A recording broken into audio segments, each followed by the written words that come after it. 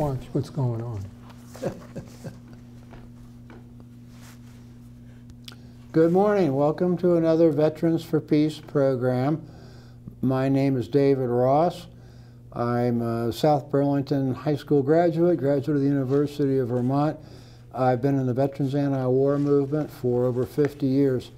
I volunteered twice, served 2 tours in Vietnam as a combat medic with the infantry. No, you can't imagine, but what I have learned is that war is not the answer. I have with me our guest today, Jimmy Leas, and he is with Save Our Skies. I'm going to let Jimmy introduce himself, and then we'll move to Dave Ransom, our other host.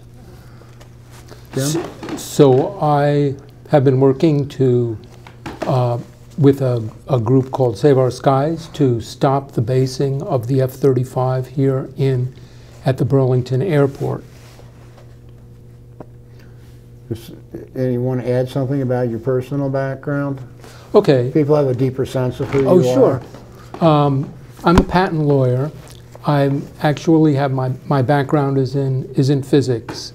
I've been working with inventors for more than 20 years. I worked as an engineer for a good part of my career before becoming a patent lawyer. And so I've done analysis of the F-35 basing and the Air Force documents that have supported that. Actually, maybe they haven't all supported it. So I'm going to be presenting what I've learned, mostly from the Air Force itself. So you come from a background that has training both in physics and in patents, the copywriting of new ideas that maybe doesn't make you unique, but puts you in a very good position to be able to go through lots of data and to really understand what you're looking at. Well, I do the best I can to understand. I know you're very modest. Jimmy is very modest. Dave? Dave Ransom, Korean conflict, which we hope will be settled someday. And we want to hear from Jimmy today, so I'm going to cut mine short and kick it back to Dave. Well, I'm going to let Jim start off with the program. I mean, I've been on and off involved with Save Our Skies, which originally started as Stop Lockheed, when they wanted to create programs which would sort of mentor and draw people from the schools through the next layer of schools and into the war production industry. Then the F-35 came along, and that sort of morphed into Stop the F-35. That campaign has now become Save Our Skies, which is more specifically focused on what can be done to stop basing the plane here. This was not the Air Force's original choice of a location. Senator Leahy, who's chairperson of the Senate Armed Forces Committee, I believe, he's one of the most powerful people in Washington, which is in some ways good for Vermont, but he just wanted that airplane here, and he basically told the Air Force, I want that airplane, and they acceded to him. One of the misconceptions is, and you have to understand, the Air National Guard is highly trained. These are very bright people. They're very flexible in terms, they're very good on learning curves. These are smart people. They're not just people off the streets. And the Air Force has made it clear that there are other missions available. If the F-35 does not come to Burlington, that does not mean everybody in the Air Guard, all the ancillary people that directly support them, and the community which enjoys having them here, paying taxes, spending money, supporting the schools and the infrastructure and all the rest of it. It doesn't mean that all of a sudden the Air Guard's fired and they all go home and start drawing unemployment. It's not going to happen. And they've made it clear there will always be a mission for the Vermont National Air Guard. Right. The final thought is, in national competitions against other Air Guards, they've won a lot of them. They're very highly rated. the Air Force isn't going to give these people pink slips. It's not going to happen. They're going to be here forever, and they'll keep spending their money. And my little developer friend up in St. Albans, who comes down for everything because he wants to make a lot of money from it, although he only talks in terms of patriotism, he'll still make his money. Jim? Well, what we've been saying is that the men and women in the Air Guard are one thing, equipment is another. They don't have to have this particular equipment to have an Air Guard. The Air Force, as you pointed out, has many options for Vermont if the F-35 doesn't come here. And the Secretary of the Air Force filed paperwork with the federal court when we sued the Air Force as part of their defense against our suit, in which they said over and over again that there's no way the Air Guard is going to be abolished in Vermont. It's going to continue. There are many options for what how to configure Vermont, and so there's no concern that the Air Guard is going to go away. But even if there was, the purpose of the Vermont National Guard is to protect the citizens of Vermont. It's not to protect itself. It's not there so that the people sacrifice for the Guard. It's actually the other way around. They're the employees of the state and federal government. They are our servants. They're supposed, that's right, they're supposed to be there to protect the people, not to harm the people. And so what we've got is a situation where what we're hearing from those who are supporting the Guard has nothing to do with how to protect the citizens of Vermont. They don't talk about the harm to the children or the elderly. They don't talk about the harm to children in school, for example, and we'll get into some of the specifics, but they simply talk and they make this up. They have no documentation. They have no evidence to support it. They say, well, there's going to be a loss of Guard jobs, National Guard jobs, if this goes away, as if this is the only thing that could possibly be available for the Guard. And there's just no evidence for that. In fact, we used to hear certain officers in the Guard say there is no other mission for the Guard. But now, as a result of maybe the fact that the court documents have become available, or for some other reason, they've been qualifying that. So now they're saying there's no other mission being planned for the Guard. And we agree with that. Now they're getting more accurate. So we're hearing there's no other mission being planned. Well, that is an accurate statement. Right now, the only mission being planned is the F-35. But what the Air Force said is if the F-35 doesn't come here, some other mission will be planned. Some other mission will be implemented for the Guard, or some other equipment will be implemented for the Guard. It's not a question of whether the Guard will exist or not. It's a question of which equipment they will get to operate and which kind of a mission they will have. And so this particular one, this F-35, is totally inappropriate for being in a city. Never before has a stealth fighter bomber or a stealth plane of any kind been based in a city. It isn't appropriate to do that. The stealth coating is dangerous just by itself. The stealth coating is dangerous if the plane crashes. It burns, it's combustible, it emits toxic fumes, it emits particulates, toxins, carcinogens. We don't need that in a city. So, and the same is true for other components on this F-35. Whereas the F-16 is primarily made of aluminum. The body of the F-16 has a small amount of military composite materials, very small. But the F-35 is 40%. 40% of the weight of the F-35 is this military composite material that the Air Force reports say, when it burns in a crash, in the conflagration of thousands of gallons of fuel that burst into flame upon a crash, the actual body of the plane will burn because it's a carbon composite. And that means we're going to get tons of toxic chemicals, particulates, carcinogens. It's all coming out. These fibers that come out of this carbon composite material can get deep into your lungs and they will never come out. Like asbestosis. It's similar. There was another thing. When Pierre Spiri, who was the person in charge of the development of the F-16, which is the current plane, he was the guy at the apex. He was the guy that looked down. Think of the whole production process from design, sourcing materials, setting up manufacturing lines. Tremendously complex stuff. Inventors and solving problems, computer wizardry. He was the one who was sort of like when you have an orchestra, you have the conductor. He was the conductor.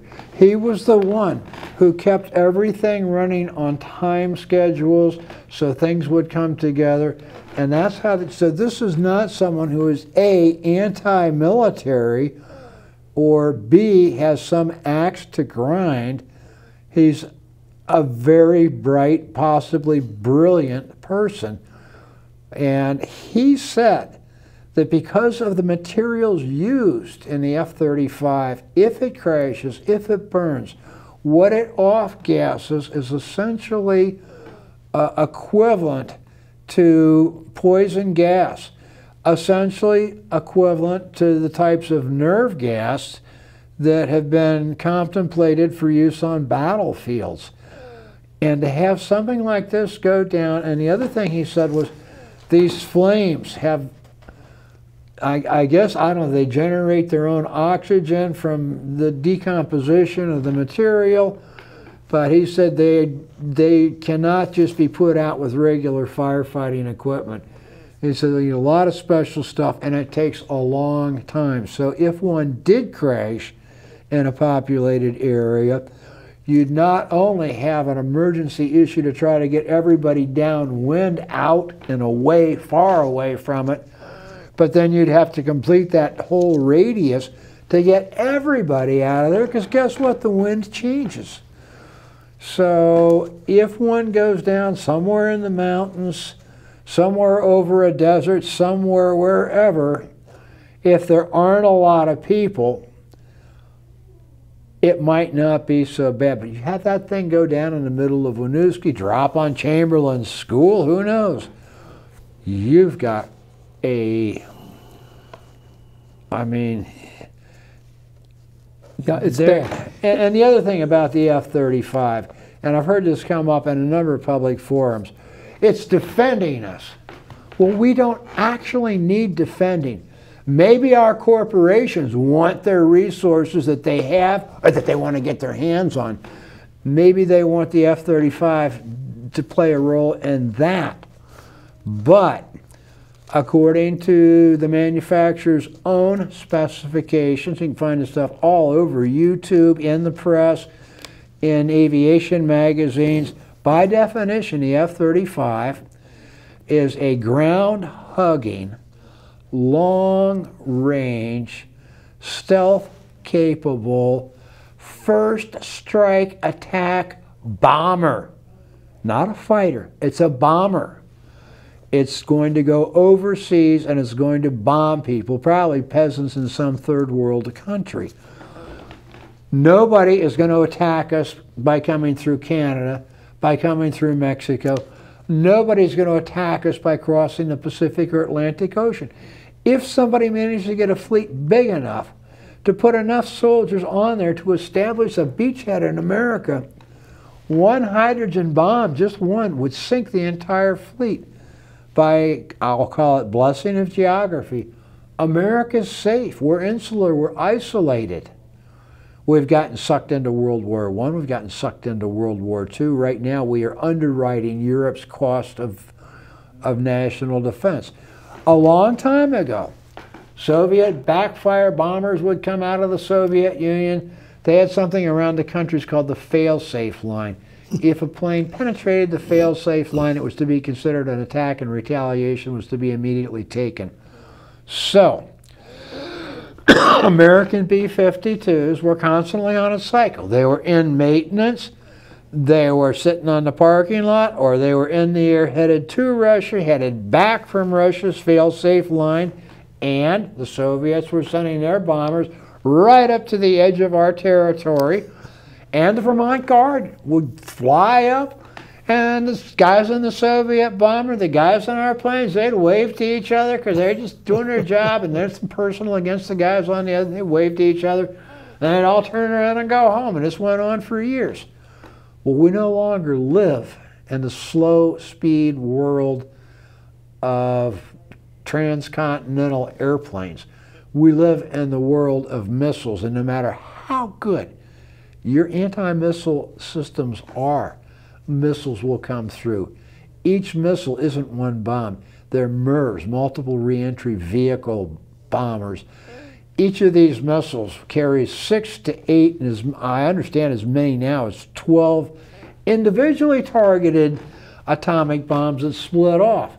So if even one comes through, you're going to lose a whole bunch of cities. I mean, you can't, nobody can win a thermonuclear war. So these planes are doing nothing to protect us here in America. They are specifically designed to project American power to other locations in the world far from our borders. So when they say it's needed to protect us, yeah, well, maybe our corporations, maybe their stockholders, maybe the egos of some of these crazies that Trump is pulling into the Department of Defense and Foreign Affairs, into CIA, and all the rest of this stuff. Maybe they like this idea, but it scares the heck out of me. It's not serving the defense of America. It's projecting our power to other places. Well, yeah, and I can't support that. Okay, well, Donald Trump has already used the F-35 back in September and October to threaten North Korea. They had a B-2 bomber and F-35s going near the coast of North Korea, and he was power projection. And he was threatening what he said. I think his words were "fire and fury." Yeah. That he's going to be Armageddon. He's going to be attacking North Korea with nuclear weapons, which I don't know how effective that was. But it's certainly illegal under an international law to making threats of war. It's illegal under the UN Charter, which was ratified by the United States. So we shouldn't be threatening. We shouldn't be attacking other countries. We've had a series of attacks on other countries, military attacks on other countries, like the Iraq War that started in 2003.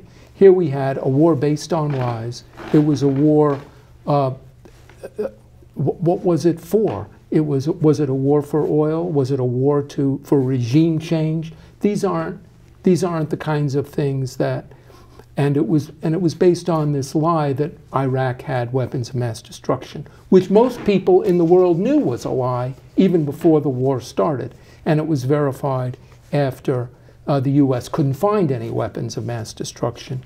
And because of an international effort to find them, they couldn't even find space to plant any. I'm very close to a person from Iraq who, thanks to consequences of the war, they can never go home again. They're here, but they can never go back to their country again. Yeah. And the way this person put it, they were a mover and shaker in the international. I'm not going to do anything that could possibly identify her, but what she said was this, because we talked a lot about almost like Saddam was responsible for 9/11. So what you have to get clear on is that Saddam Hussein was very clear with the clerics. You preach the word of Muhammad, tell them about God, bring them into the mosque, gather the faithful and preach to them. I will not interfere. But you will also understand, I, Saddam Hussein, I am the politics of this country, and you will not interfere in my politics. If you do, we will talk to you once. Maybe we will talk to you twice. But after that, that's it for you. All right. And the way she put it was, if you, you know, they have terribly rich people, horribly poor people, but they all had a roof over their head. They all had food in their stomachs. They all had free medical care. They all had free medical education. You could go to the Wharton School, Harvard, Yale, the London School of Economics, any school you wanted to. If you qualified for any school anywhere in the world, their government would just send you for a full college education, 4 years, 8 years, whatever, and then you would come back and serve the country. But he was not going, and he had spies. He had spies everywhere. You didn't get away with a whole lot for very long. So they didn't have a terrorist problem. And he made sure that they didn't have a terrorist problem. If you want to blame 9/11 on some Arabs, well, why don't you look at Saudi Arabia, our close ally, where we embrace the people that are just now letting women get behind the seat of a car, but not quite ready to stop literally chopping people's heads off in the public square for homosexuality, infidelity, whatever. And she put it this way very succinctly: David, if you kept your mouth shut, you could have a very nice life. Now the country's in shambles. Sunni and Shia used to live together in the same neighborhood. They would each celebrate with the other their sacred holidays. But after we got involved, the religious thing, a lot of this had to do with the way American orchestrated political stuff, who they favored, didn't favor.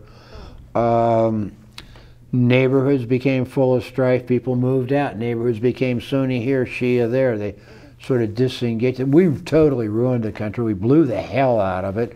We created lots of orphans. And that place, the birth defect rate in Iraq is beyond anything anywhere else in the world except certain parts of the Balkans, because we use depleted uranium. That showers down from airplanes. It causes cancer. It causes defects in chromosomes. People have children that are born with horrible defects. If they don't die early, they'll spend the rest of their life having to be cared for and not having any quality of life at all. And that is what we did to one country with the projection of American power for a bunch of lies. And I just have to stick in a footnote. Colin Powell, who stood in front of the United Nations and showed all those weapons of mass destruction on the photographs. You know where he started his meteoric rise to power and glory and prestige and became a general? Because when he was a major, he was tasked with covering up the My Lai massacre, where Americans actually went into 5 villages, not 1, and literally put women, mostly women and children, in ditches and slaughtered them. They shot babies, they shot grandmothers, they shot young women. The young women were pretty. A couple of them took her off in the bushes and raped the living hell out of her. And My Lai was not a singular event. There were lots and lots of My Lais in Vietnam. And Colin Powell started out by saying how he started out by trying to make it all go away, covering it up. And Madeleine Albright, she got up after a speech at the United Nations, a reporter asked her regarding the sanctions, which my friend also lived through the sanctions. Our sanctions kept medicine out, kept vitamins out, kept food out, kept replacement parts for their sewage and water systems out. 500,000 children died from the sanctions before we had even fired a bullet or dropped a bomb. A reporter asked Madeleine Albright, 500,000 children, do you think it was worth it? Madeleine Albright, waxing tough, said, yes, we think it was worth it. The only free election ever held over there, the Iranians elected someone named Mossadegh, a secularist. he nationalized the oil because the country was being totally ripped off by the Americans and other countries. And he nationalized the oil to build hospitals, to build schools, to build infrastructure, to do something for the people who owned the oil that came up from the ground they stood on. And we overthrew him. We put in Ravi Prez on the peacock throne, the Shah of Iran, who hired former Nazi Gestapo people and created SAVAK, the secret police. And the secret police were everywhere, just taking people and killing them, just taking them off the streets and disappearing them. They got rid of the resistance. And that's why you ended up with the Ayatollah Khomeini, because finally they got rid of the Shah of Iran in the revolution, and the pendulum swung just as far the other way. And they are still recovering. And we talk about people interfering in our elections. That was the only fully free, pedigreed election to ever occur in the Middle East. And Mossadegh won it fairly and squarely. Nobody argued that he, jerked the numbers around or anything. We overthrew that government with, phony elections and everything. And we complain about the Russians maybe tweaking and putting some stuff on Facebook and it's just, we've overthrown so many governments, we've interfered and put big money in so many elections all over the world. I don't want to hear anything about anybody interfering in our elections. I mean, this is taking hypocrisy to the point where it's laughable. Sorry, I got on a rant, but those things need to come out. That's all right. That's all right. I was going to toss in a perspective there, too. That this is in perspective, this is a much larger fight we have for the civilization, for the soul of human beings. We're fighting seven wars. We have combat soldiers in 7 wars right now. And you guys brought up a reference earlier about, if the F-35 crashed, if it went out in the boondocks somewhere, all this chemical crap that's in it would be at least away from the civilization. And that's one of the perspectives of, whoops, my glasses case. I never can keep track of it. And that's one of the perspectives that we are struggling with in this development of the human being, we might call it. We're celebrating that on this Easter Sunday, where Jesus stood up to the powers that be, and Moses stood up to the powers that be at Passover. And it's this ongoing struggle. But you toss a few chemicals in the rivers, and it gets the state of Vermont all upset because Lake Champlain is suddenly bad. And yesterday we had a meeting down in Montpelier, and all of a sudden there's a sign on the washroom faucet: "Do not drink the water." And you repeat this, millions of times around the world, and these little assumptions, like an Air Force administrator might make, this machine would be, yes, it would be more toxic in the city, so therefore, I disagree with these guys. It shouldn't be in Burlington. But that guy has still yet to learn that when you're dealing with toxicity, you're dealing with toxicity. We're trying to do something that is constructive for the human being. Let's talk a little bit about some of the health concerns. Yeah. And then maybe I think we should talk about property concerns. Okay, so as far as... Here's this harm to children from one of the printouts I had. A growing body of scientific knowledge demonstrates that children may suffer disproportionately from environmental health risks and safety risks. These risks arise because children's neurological, immunological, digestive, and other bodily systems are still developing. Executive Order 13045, Protection of Children from Environmental Health Risks and Safety Risks, April 2003. We don't talk about that stuff in this, do we? We don't give a damn for the kids. We don't give a damn for the people. It's just you, me, and I, and what power we can wax. Well, cognitive scientists and practitioners have stated that based not on emotion, not on politics, but based strictly on medical facts as we understand them, the impact on small children of this type of plane buzzing around, thundering around, not buzzing, thundering around, cognitive defects in the development of the nervous system, damage to hearing, and when I say cognitive defects, we're talking about ability to learn and remember. It can damage brains, it can damage ears. It interrupts classrooms, to say the least.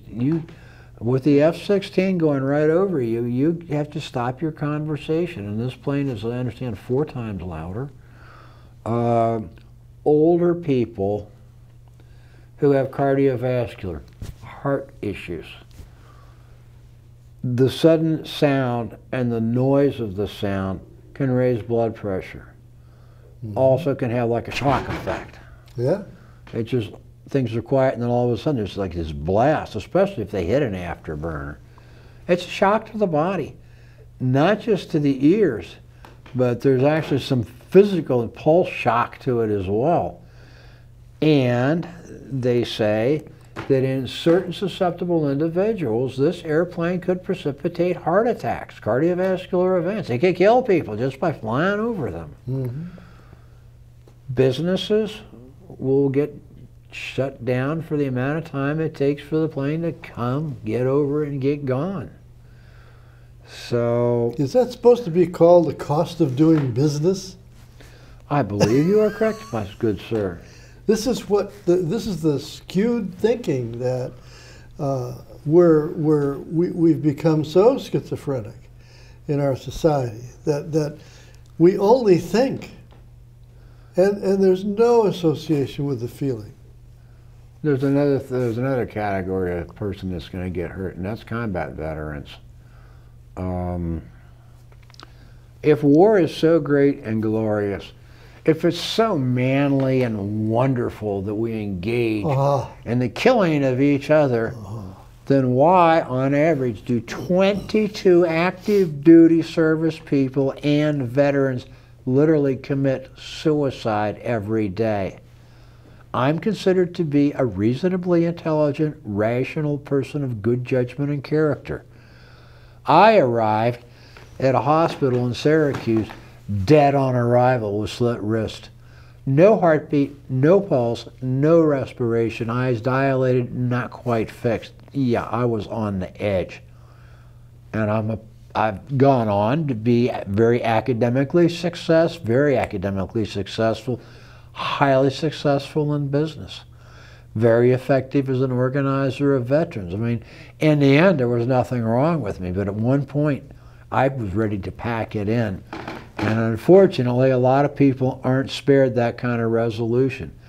So, hey, this is Easter Sunday. When people are in combat, one of the things that sometimes happens is what's called close air support.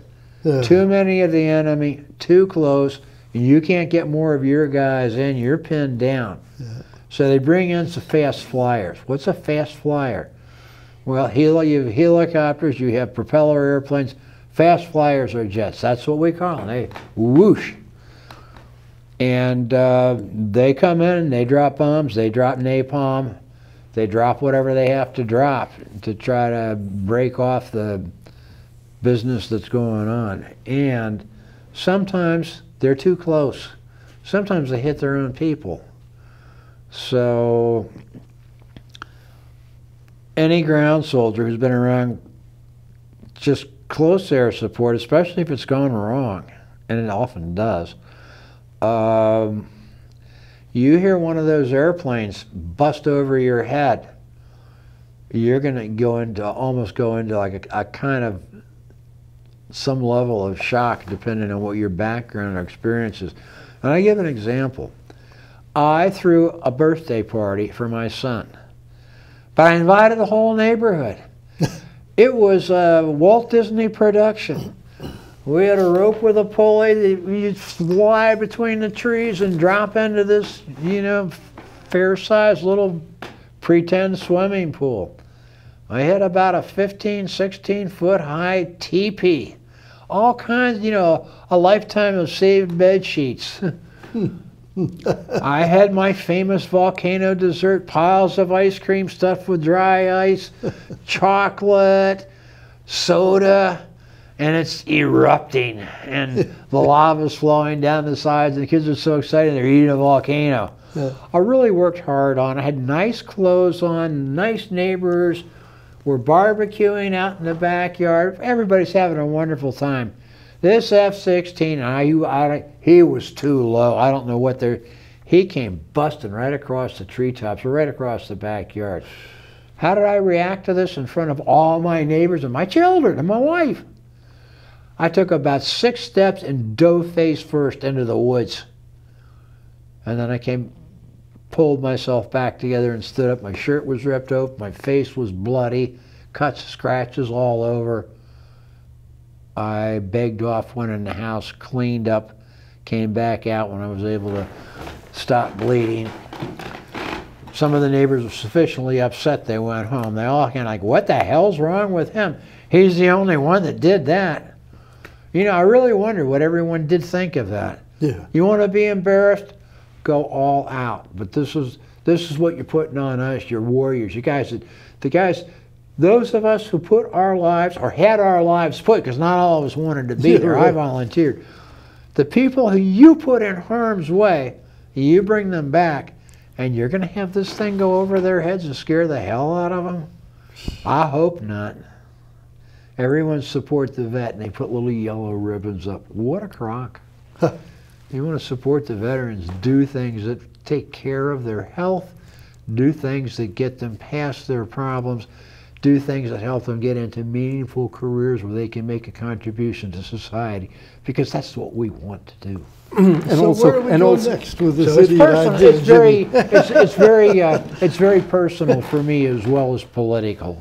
Well, I want to know where we go next with this idiot idea. I mean, I think we're all agreed that it's an idiot notion, and it's you know, the military's come in and said, oh yeah, we want to hear from the people, and the people say no, and then they say, well, we're going to do it anyway. We've heard enough from the people. Yeah, I've heard enough from the people. I don't want to hear no. We don't want to hear any more from the people. So where do we go with this? Well, we've had a campaign, and the campaign has been successful up to this point.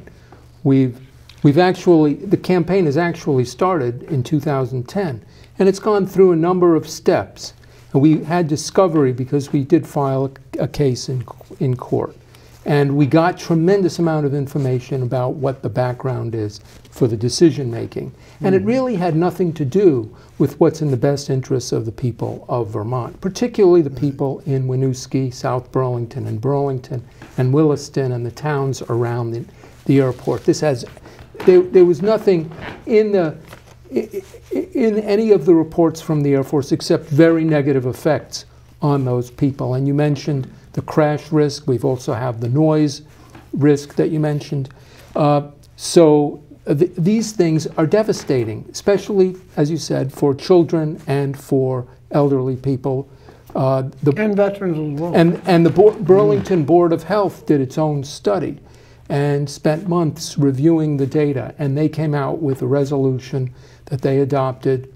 And this is Burlington's own Board of Health that said that this causes delayed reading, memory, concentration problems for children, slows their learning in school, and then it causes stroke and heart disease in adults. So there it is from the Burlington's own authoritative Board of Health. But this only supports what the World Health Organization study that compiled the results of more than 20 peer-reviewed medical studies that showed very serious effects on children from airport noise, from noise that was caused by aircraft, not only military jets, but the military jets are particularly a problem because they're incredibly loud. This is what the Air Force says, that the military jets based at our Burlington International Airport dominate the noise. It's much, much more than anything from the commercial jets based at the airport. So whether it's the F-16 that's based there now or the F-35, the noise that the children and adults are going to be exposed to is going to be because of the military jets. The F-16 is operated in two domains from the airport. It operates on takeoff. It's primarily taking off with its afterburner running. And from the from the Air Force report that we've seen, you can tell that just by the graphs and the data that are described in the Air Force report, you know that the F-16 with its afterburner running is more than 4 times louder than the F-16 without its afterburner. It's much, much louder with the afterburner. They want that push to get that thing off the ground. Okay, so they're loading up the F-16 with extra fuel tanks on the wings and other things on those wings, so they need that extra push. And so to take off 90% of the time, according to the Air Force report, they're taking off with the afterburner. Well, it turns out that the same report that describes the F-35, it's saying, no, we're not going to have to take off as often with the F-35 in afterburner. Yeah. It's going to be taking off with ordinary military power most of the time. Military. Which 95% of the time in what they call military power, no afterburner. Power, yeah. And what we're seeing from the data, the noise data in the Air Force report and the contour maps, is that the noise of the F-16 is about 1/4 as loud as the noise of the F-35 when they're both operating in ordinary military power without afterburner. But the F-35 is almost as loud as the F-16 with afterburner. In other words, when the F-16 is taking off with its afterburner, that's the sound level you'll get from the other one taking off without the afterburner. That's right. The F-16 with the afterburner on is a little bit louder than the F-35 without the afterburner. So they're projecting that the F-35 is going to take off most of the time without the afterburner, but it's still almost as loud as the F-16 with afterburner. It's incredibly loud. So the Air Force in several ways has told us, watch out for the F-35. It's much louder than the F-16. It's going to be way louder over Winooski because it's more than 4 times louder than the F-16. They both fly. Winooski is located 1 mile from the end of the runway. And the runway aims right at the center of Winooski. Okay, so as planes take off, within a few seconds, within a fraction of a minute, they're over Winooski, and that noise is incredibly loud in Winooski. If you've ever been there to hear the F-16. By the time it gets to Winooski, though, the F-16 has turned off its afterburner. Winooski is not exposed to the sound of the F-16 with the afterburner. In fact, the F-16's afterburner is turned off even before it reaches the end of the runway. So the primary place that's getting the afterburner noise is South Burlington, because the airport is located entirely in South Burlington. And there's a neighborhood of more than 1,000 homes within a half mile of that runway. So that's the place, those 1,000 homes with the I don't know how many, several thousand people. Thousands of children. Lots of children in that neighborhood. They're being exposed to this afterburner noise in South Burlington. But that's not the effect in Winooski.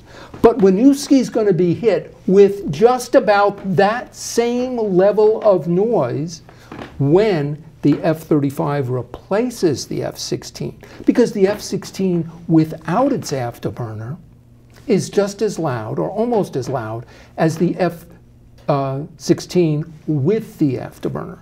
So Winooski is going to be crushed under that intense sound level as if it's the F-16 running with its afterburner on over Winooski, 4 or 5 times louder than they're experiencing now with the F-16. So this is a real problem. It's going to, what we're seeing at Chamberlain School is the F-16s take off a minute apart. So for 5-6 minutes, classes are interrupted at Chamberlain School from that afterburner The clock noise, stops.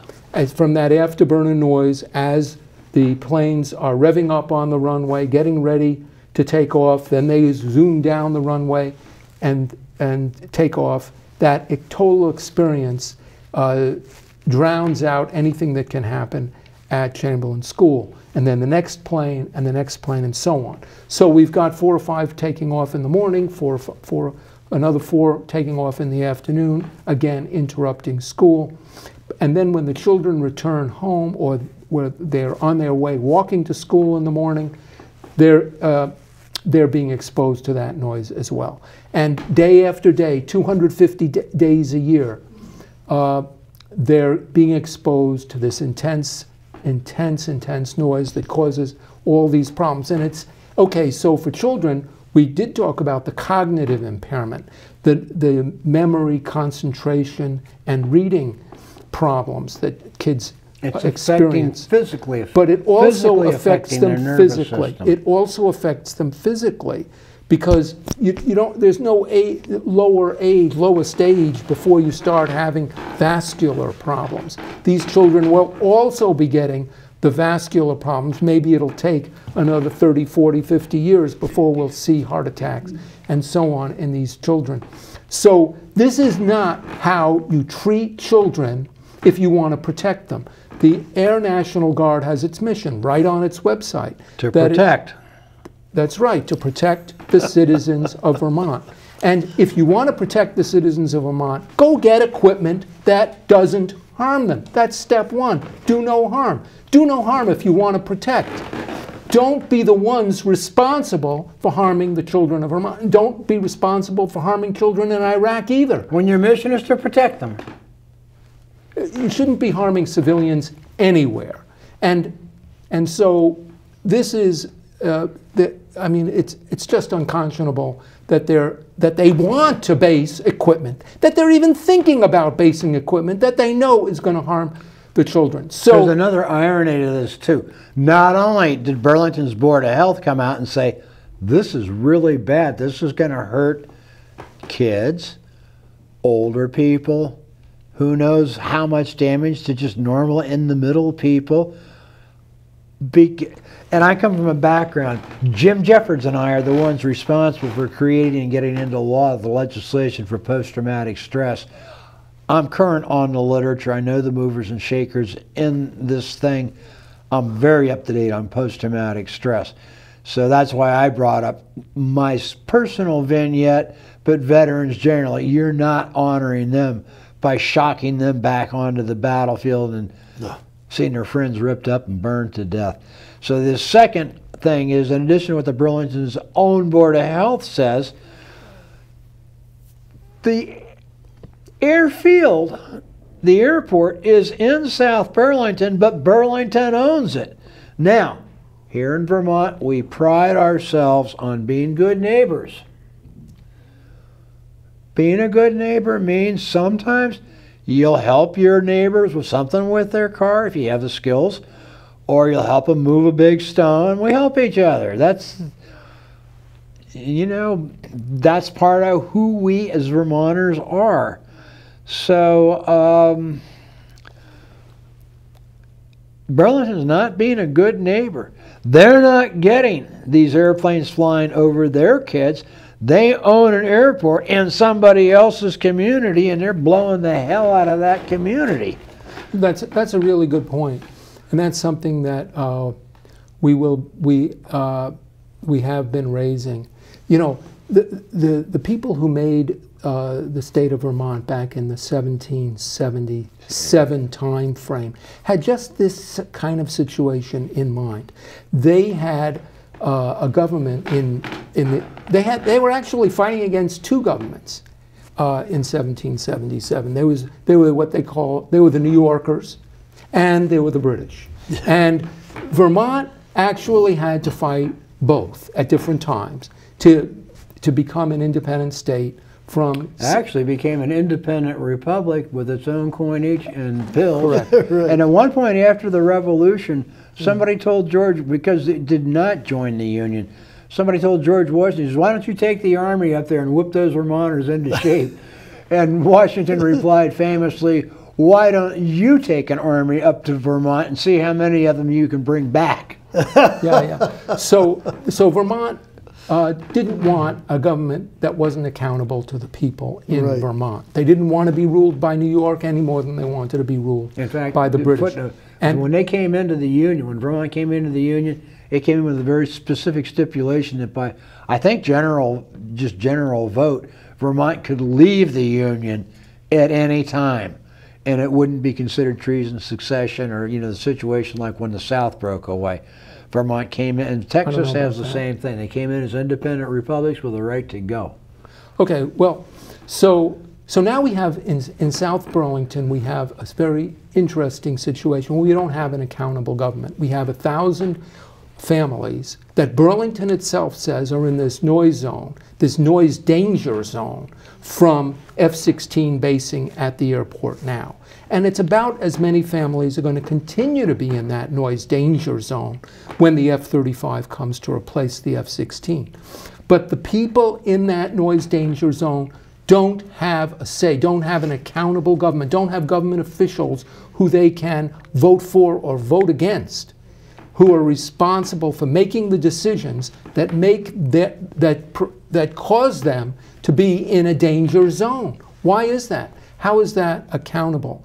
So we have the Vermont Constitution that was written by the people. It has the same provision going all the way back to 1777 that we are supposed to have an accountable government. And it was changed a few years later to say a legally accountable government. To make it even stronger, we need to have a legally accountable government. And that's Article 6 in the present Vermont Constitution. So, and the idea is the public officials are the servants of the people, and they should be legally accountable to the people. And so, what about the 1,000 families in South Burlington who Burlington agrees and acknowledges are in the noise zone created by Burlington decision-making at the airport? And they don't have the accountable government. None of the decisions go to the South Burlington City Council regarding the airport. It's all decided by the mayor, the Burlington City Council, and the airport director that is appointed by the mayor. So what we have is a situation that is in violation of Article 6. Article 6 of the entire framework, of the entire reason for the existence. Incorporated as a state. This is, we became an independent republic, and the rest of the states became independent also from the British, so that we could have governments and government officials accountable to the people. A government, as Lincoln said, a government of, by, and for the people. What we've got is a government that is thinking about everybody else except the people. And by the way, the Burlington Board of Health also made this very point when they said, here are these terrible things that are happening to children and elderly in South Africa, and then later on in their resolution, there's a clause where they say, but our jurisdiction ends at the borders of Burlington. We're the Burlington Board of Health. We are not responsible for people outside the borders of Vermont. So while they recognize the problem, they also recognize that we have a violation of the fundamental constitutional provision that we must have government officials accountable to the people who are affected by those decisions. I also understand that once this plane is here, people in the flight path, because it includes South Burlington, Winooski, and it will have an effect on some other areas. those homes, because of the decibels these planes will create, the sound level, they will have to be advertised to sell them. To put them on the market, they will need to state that the home is in an area deemed by the well, it's already the case with the F-16. There are as I said, there are 1,000 homes in the F-16 noise danger zone. So you have to advertise your home as basically being in an area that has been deemed unfit. It should be disclosed. Unfit for human habitation. It must be disclosed, just like lead paint, or just like asbestos, or just like. Would you buy a home? Our audience, would you buy a home in an area that the federal government's health division said was unfit for human habitation? It's like buying a house when you have tiny children with lead paint falling off all the windows and ceilings. Would you buy it? See, it makes it. This is the real problem for jobs, for job growth in the county, because the Air Force says it's going to be 3,000 homes when the F-35 gets here that in this noise danger zone. So now we have 3,000 homes that are undesirable for residential living. And they're not going to be, 200 homes were purchased by with grants from the FAA by Burlington and demolished. But these 3,000 homes will be left intact. They're not going to be bought off. There's no hope for those homeowners to get a buyout from the federal government. So what's going to happen is that these are going to be 3,000 homes. Now it's 1,000. It's going to grow to 3,000 homes. And the thing that's preventing employers from hiring and bringing in new employees is the availability of affordable housing. And all of these homes, almost all of these homes in South Burlington are tiny, affordable homes. Go and look around the airport neighborhood. You'll see these beautiful, small, affordable homes, a neighborhood teeming with... And they're nice, well-kept neighborhoods. And they're beautiful neighborhoods. I'm going to break in for just a second. Yeah. David, you have some announcements. Yeah, and so let me draw the corollary we have 2 minutes. On this Easter Sunday, and on this time of Passover, I would address our representatives to Congress. And I would say, okay, guys, you're Pharaoh, you're Pilate, your choice. Are you going to hear the people or are you not? Did you have announcements to make? And the announcements are that all of us need to take part in peacemaking. We have some opportunities.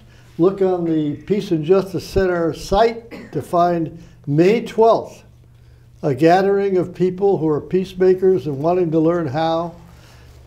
Look on the veteransforpeace.org, VFP.org site for another little revolutionary thing, which is to change Veterans Day, which is a sham, back to its intention of Armistice Day, where we're all striving toward a more peaceful world.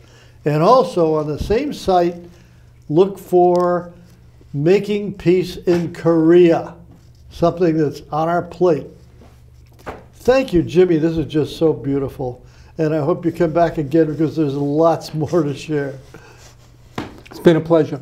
And I would mention that the Burlington City, the voters adopted the resolution to cancel the F-35 and to replace it with low noise, high safe equipment.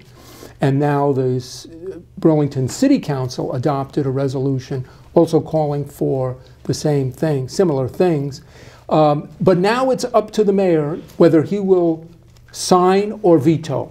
So we're calling on people to email the mayor at Miro, M-I-R-O, at burlingtonvt.gov, or to call his office at 865-7272 and encourage the mayor to sign the resolution adopted by the City Council. And at that point, folks, we're out of time.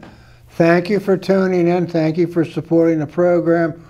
We don't get paid to do this, obviously, but we try every week to have a relevant topic to share with you and to do a bunch of homework before we get to that point. And on our side, we thank you for tuning in. Tell your friends about the show, and have a wonderful weekend. Bye.